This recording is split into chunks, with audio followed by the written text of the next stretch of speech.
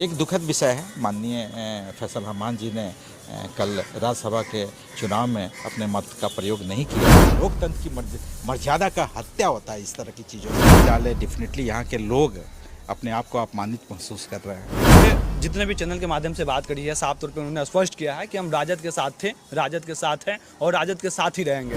Comments नहीं कर पाऊंगा। मैं एक बातें तो बता सकता हूं कि एक जो भी लोकतांत्रिक व्यवस्था के तहत जो राज्यसभा का चुनाव हुआ है, हर एक विधायक ईच वन उनकी एक मोरल राइट्स होती है, एक नैतिक जिम्मेदारी होती है कि राज्यसभा का चुनाव में अपना वोट्स जरूर डालना चाहिए। देखिए, आप राजद के नेता हैं, आप माइनॉरिटीज़ को भी रिप्रेजेंट कर रहे हैं यहाँ से।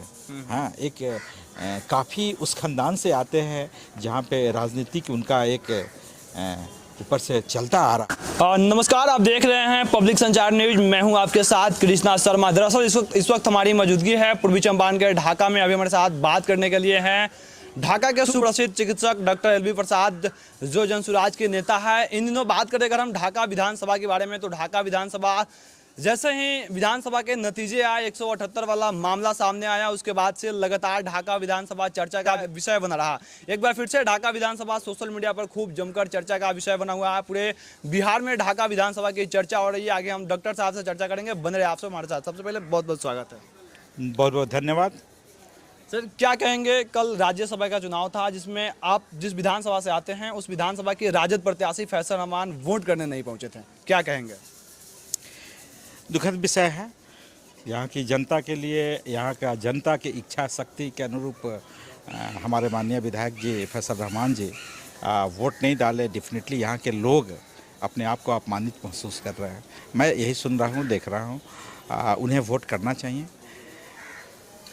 कई लोग सोशल मीडिया के माध्यम से पोस्ट करके कह रहे हैं कि उनके ऊपर किसी भी तरह का प्रेशर था या फिर वो जदयू में शामिल होने वाले थे। आपको क्या कुछ लगता है?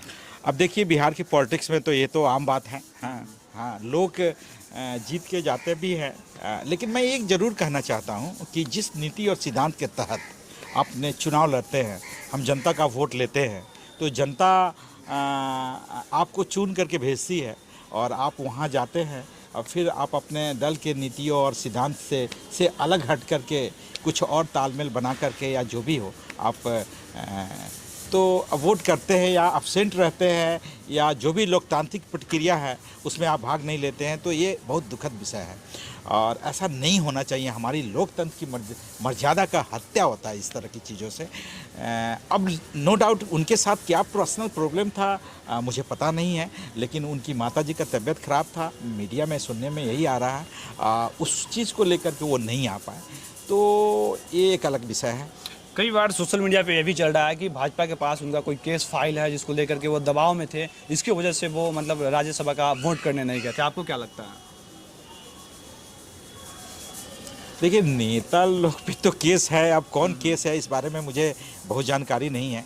हाँ, लेकिन केस है, कुछ चर्चाएं तो हम भी सुन रहे हैं, लेकिन पर्सनली देखा जाए तो मुझे इस बारे में बहुत डिटेल्स नॉलेज नहीं है। उन्होंने साफ तौर पे जितने भी चैनल के माध्यम से बात करी है, साफ तौर पे उन्होंने स्पष्ट किया है कि हम राजद के साथ थे, राजद के साथ हैं और राजद के साथ ही रहेंगे। लेकिन कई लोग ढाका विधानसभा में इस बात के सोशल मीडिया के माध्यम से पोस्ट करके लिख रहे हैं कि हो सकता है मतलब 178 वाला जो मामला था इसको लेकर के वो जदयू में शामिल हो जाए। मतलब आपको क्या लगता है इस पर? देखिए, मैं कुछ भी कमेंट्स नहीं कर पाऊंगा।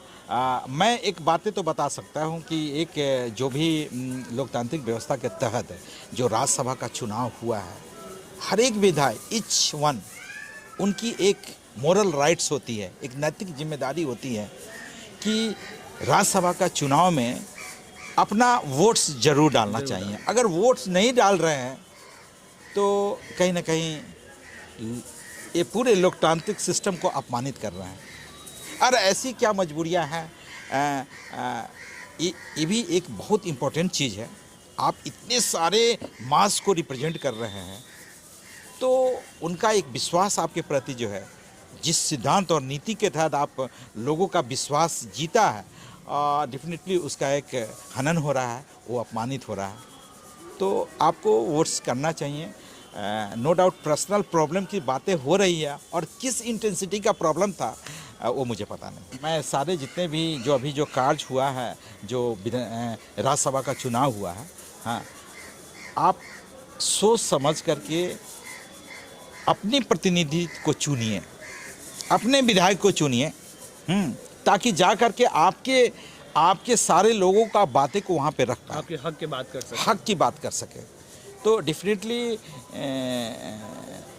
एक दुखद विषय है। माननीय फैसल रहमान जी ने कल राज्यसभा के चुनाव में अपने मत का प्रयोग नहीं किया, और क्या कारण था, यह डेफिनेटली इससे लोकतांत्रिक और संवैधानिक व्यवस्था पे एक सवालिया निशान खड़ा हो गया है।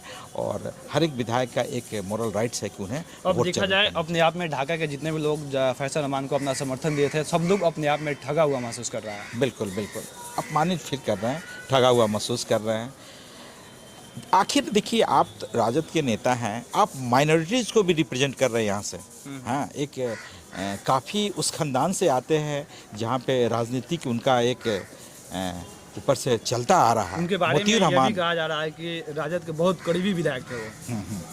नहीं, राजद के करीबी विधायक थे, और उनके खानदान में ऊपर से मोती रहमान साहब के ज़माने से राजनीति क्षेत्र में चली आ रही है।